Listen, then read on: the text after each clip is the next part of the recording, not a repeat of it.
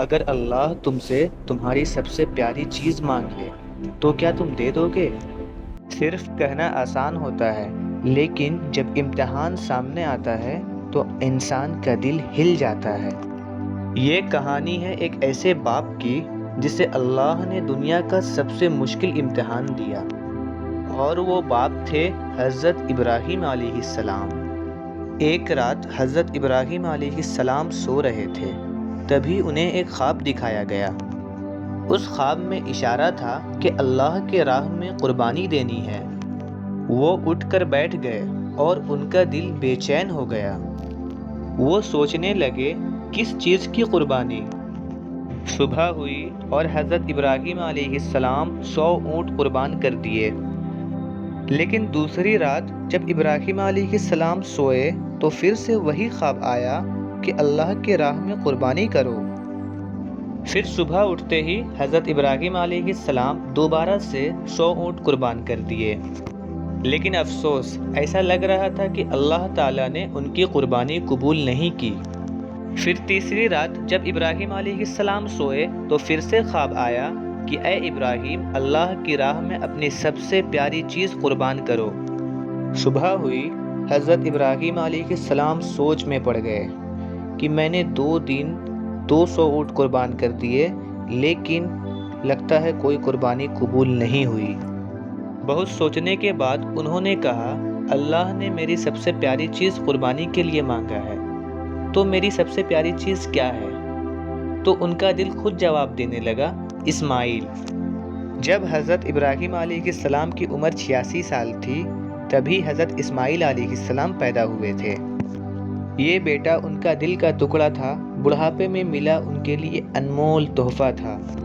جب اللہ نے اس پیارے بیٹے کو قربان کرنے کا حکم دیا تو ابراہیم علیہ السلام نے اپنے دل کو مضبوط کیا اور کہہ دیا، اگر یہ اللہ کی مرضی ہے تو میں ہر حال میں تیار ہوں۔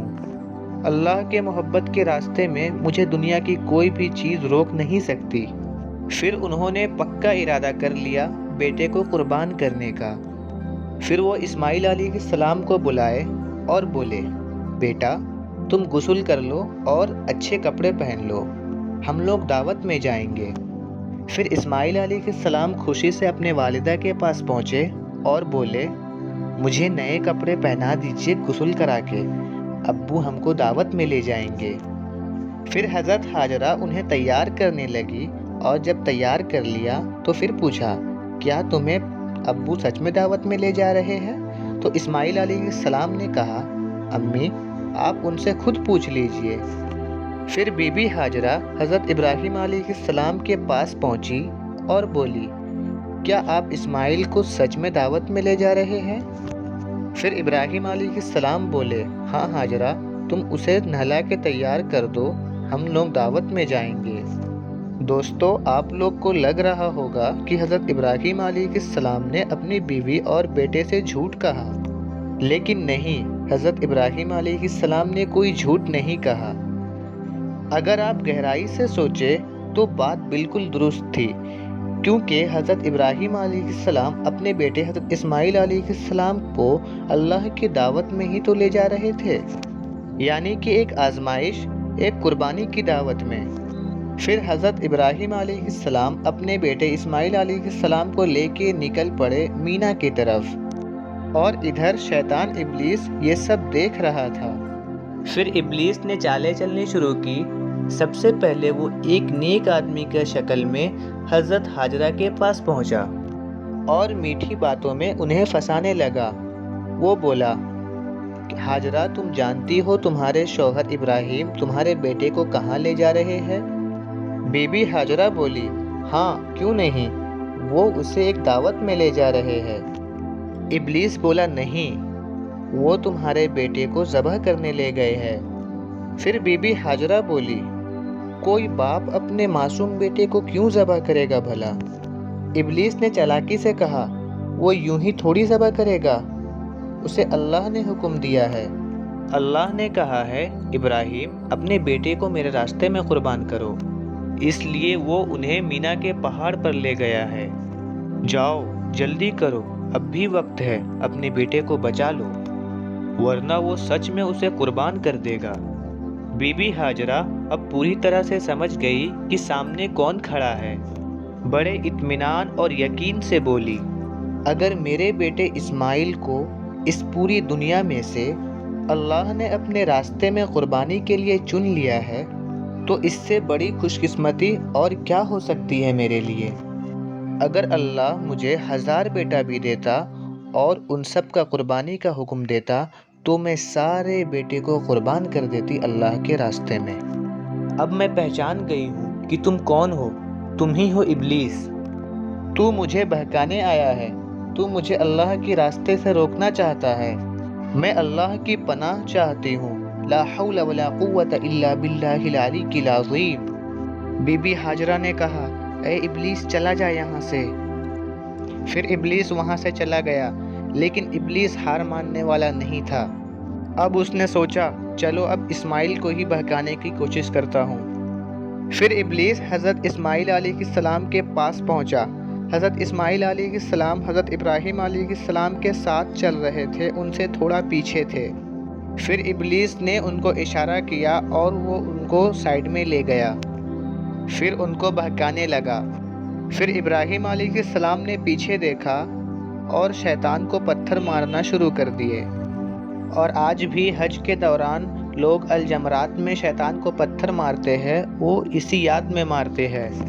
پھر حضرت ابراہیم علیہ السلام اپنے پیارے بیٹے حضرت اسماعیل علیہ السلام کو لے کر مینا کے میدان میں پہنچے۔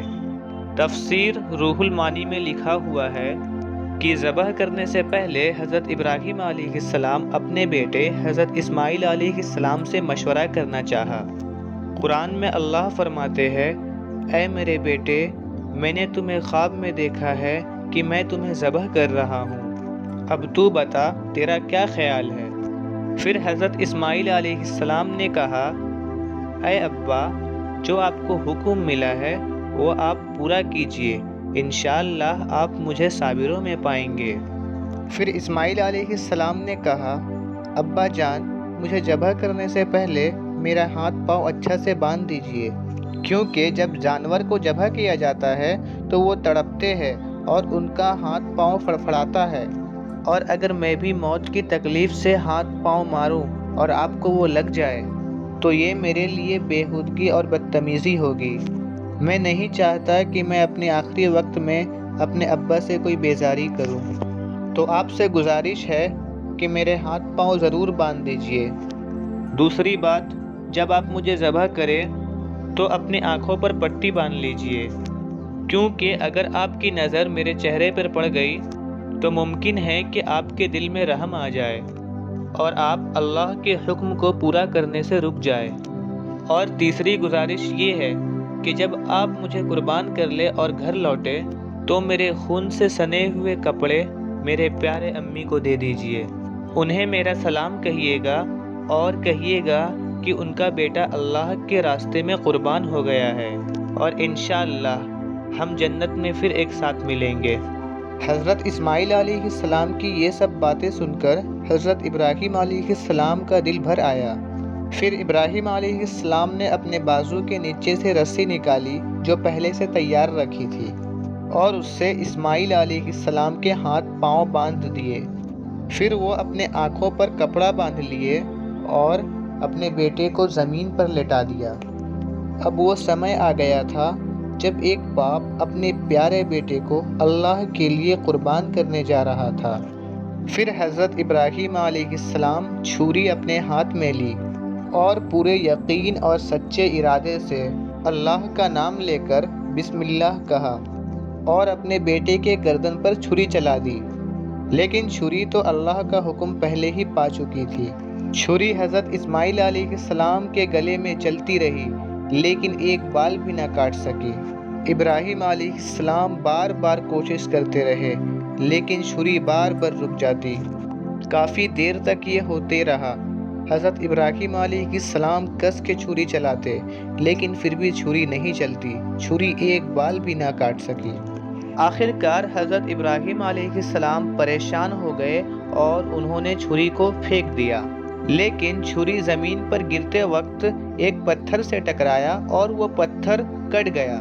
اور جب حضرت ابراہیم علیہ السلام نے اپنے آنکھوں سے دیکھا کہ پتھر ٹوٹ گیا ہے تو پھر سے انہوں نے چھری اٹھائی اور بسم اللہ کہہ کر دوبارہ حضرت اسماعیل علیہ السلام پر چھری چلانے لگے۔ اور اسی وقت اللہ نے حضرت جبرائیل علیہ السلام کو حکم دیا، اے جبرائیل جنت سے ایک دمبا لے جاؤ اور اسماعیل کو وہاں سے ہٹا کر اس کی جگہ دمبا رکھ دو۔ اور جبرائیل علیہ السلام ایک پل میں جنت سے دمبا لے کر حاضر ہو گئے۔ یہ وہی دمبا تھا جسے حضرت آدم علیہ السلام کے نیک بیٹے حابیل نے قربان کیا تھا۔ اللہ نے تب سے اسے اب تک جنت میں محفوظ رکھا تھا۔ پھر جبرائیل علیہ السلام نے حضرت اسماعیل علیہ السلام کو وہاں سے ہٹا کر وہ دمبا وہاں رکھ دیا۔ پھر حضرت ابراہیم علیہ السلام نے پھر سے چھری چلائی اور وہ دمبا قربان ہو گیا۔ مگر ابراہیم علیہ السلام کو لگا کہ انہوں نے اپنے بیٹے کو قربان کر دیا ہے۔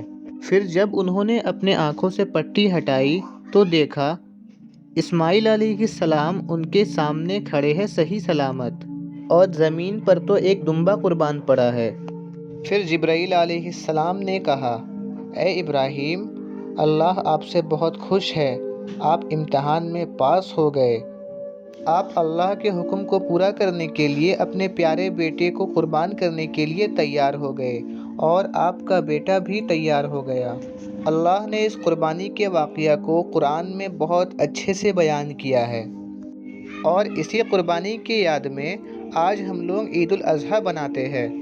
اگر آپ کو یہ ویڈیو پسند آئی ہے تو اسے لائک ضرور کرنا، اور اگر آپ میرے چینل پر نئے ہو تو میرے چینل کو سبسکرائب کر لینا۔ اللہ حافظ۔